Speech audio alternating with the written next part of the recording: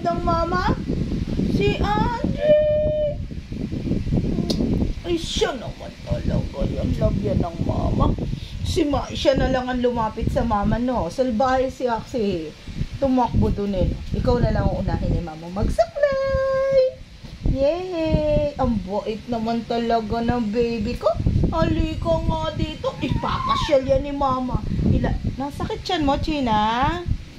Nasigaw si China na naman.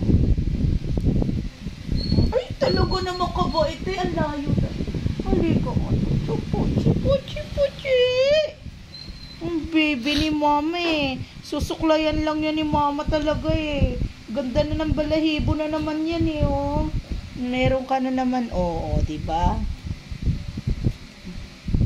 Meron siya dito eh. Yung mga loob-loob.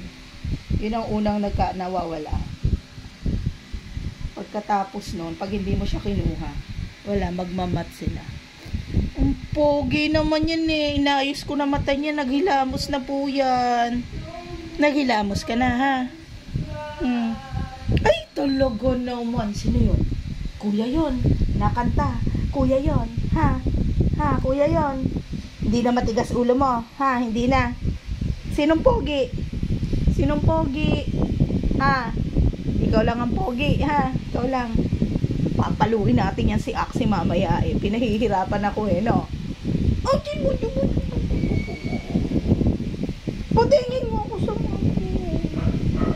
Aso naman, aso. May natahol. Nagagalit ang mga to pag may natahol eh. Nalabas.